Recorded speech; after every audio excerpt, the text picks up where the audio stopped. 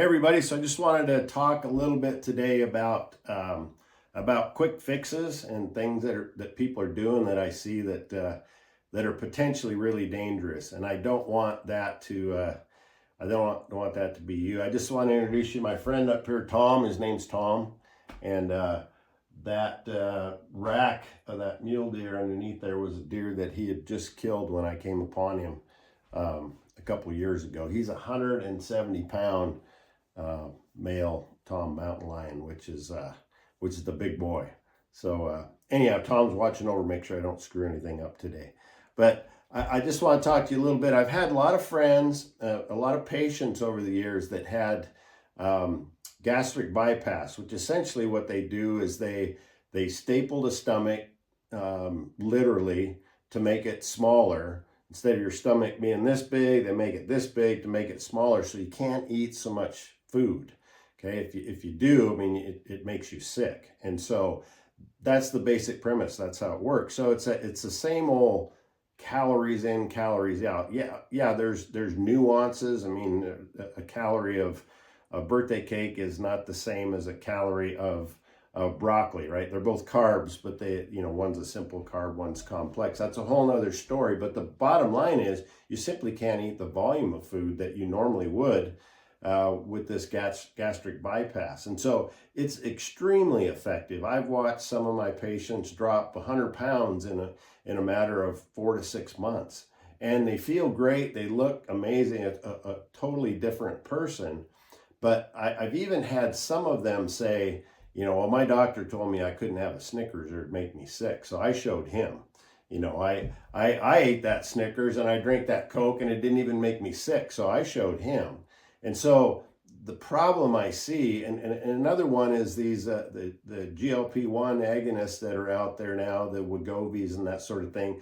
They're amazing at helping some people lose weight. And I'm so grateful because a lot of people are stuck. And that's one of the biggest predictors of having trouble when you get older is just excess body fat. Not just the weight, but the body fat is the dangerous part. And so it's a blessing, a huge blessing for a lot of these people to lose the weight. But what tears my heart out is see these people that have gone through a fairly invasive surgery with this gastric bypass, or having to get the shots and these agonists, these GLP-1 agonists, that are working, but it's fairly invasive, and they lose this weight and they feel great about themselves, but then eventually they have to go off of it, or they just start eating. In the case of gastric bypass, they eat a little bit more and a little bit more and a little bit more, and pretty soon they're eating these huge volumes of food again, and the weight starts to come back, and sometimes even more than when it started. And the same thing with these medications that people are taking.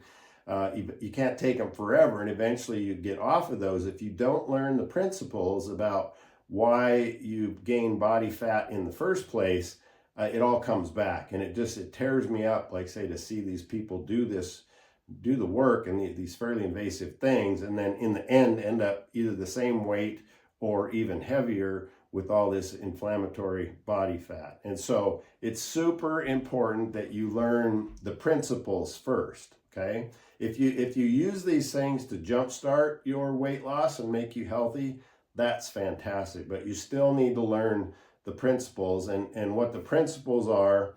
And some people say, oh, I can't weigh my food, I can't do all this kind of stuff. You have to know what the metrics are. You wouldn't run a business, you wouldn't run a multi-million-dollar business without knowing what the numbers are, without having a set of books, without tracking what procedures or what things you're doing that are effective and what things aren't effective, so you quit doing those things. You always, in a business, you track all of the numbers, you track all of the metrics.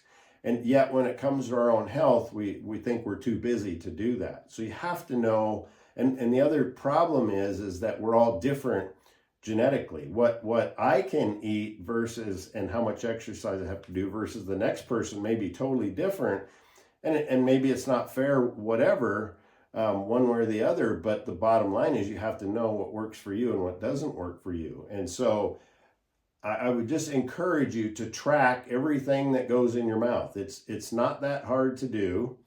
There's all kinds of apps like MyFitnessPal, which are free or, very inexpensive. And just, that's all I ask, is just track everything that goes in your mouth. And I think you'll be shocked and surprised to see how that extra little bite of this or that, cleaning up this on your kid's plate or your wife's plate, she didn't eat it all, and so I'll just eat that.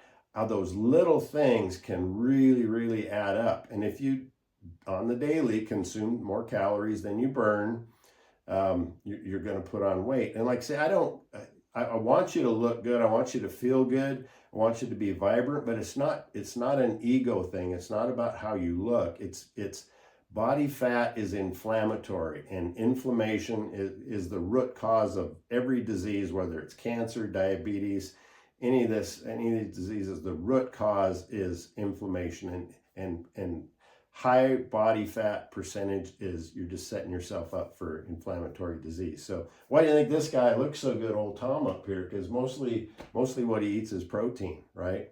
And that's the other thing that people don't understand, is that there are no essential carbohydrates. Now, I'm not railing on carbohydrates. I'm just saying be aware of what you're putting in your mouth. But there are no essential carbohydrates, which means essential just means you have to eat them for your body to get what it needs. Your body can function perfectly fine without, if you never ate another carbohydrate in your life. Now, you eat the carbohydrates, the complex carbohydrates, like in fruits and vegetables, because there's little micronutrients in there.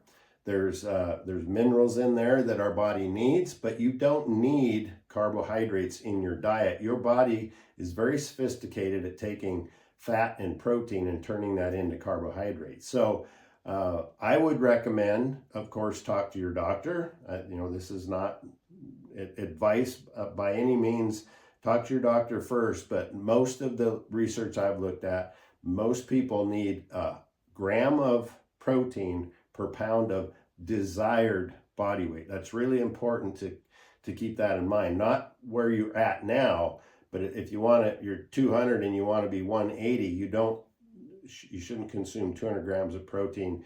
You want to consume 180 grams of protein. 1 gram of protein per pound of desired body weight. And I promise you, if you start tracking, you'll be shocked. You're going way over on carbohydrates, especially simple carbohydrates, which are the most dangerous ones, the sugars and that kind of thing, the high fructose corn syrup, all those sugars are really dangerous for you. But I promise you, you're getting nowhere near 180 grams of protein if that's what your desired body weight is. So I'm not saying what you should do personally. I'm not saying that you should change anything. What I'm saying is, know the numbers. Your body is a sophisticated machine, way more sophisticated than any business, and businesses know how important it is to track the numbers.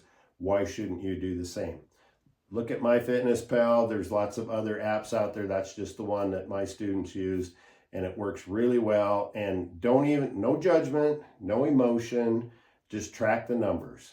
Everything that goes in your mouth. You can even scan the barcode on something that you eat. If it's got a barcode, just push on the barcode scanner. You can scan it. It'll say, what a serving is. Did you eat half of the candy bar or the whole candy bar, whatever it is? There again, no judgment, no emotion. Just track the numbers, and I think you'll be shocked. Try, and if it's okay with your doctor, I would recommend 1 gram of protein per pound of desired body weight.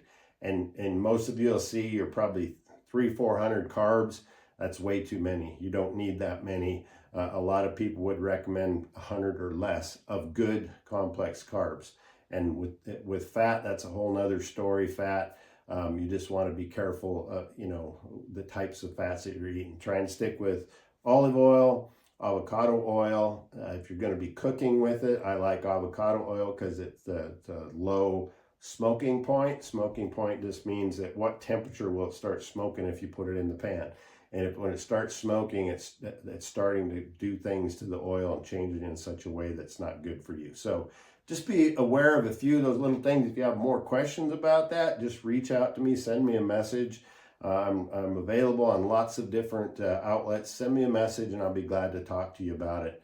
But I hope Tom taught you a little bit today. And like I say, the message today is just track the numbers. And I think you'll be shocked. And then you can make adjustments based upon that. Talk to your nutritionist, talk to your doctor, give me a call, send me a message, and I'll be glad to at least lead you in the right direction. So, but I think you'd be shocked. So take care. Thanks.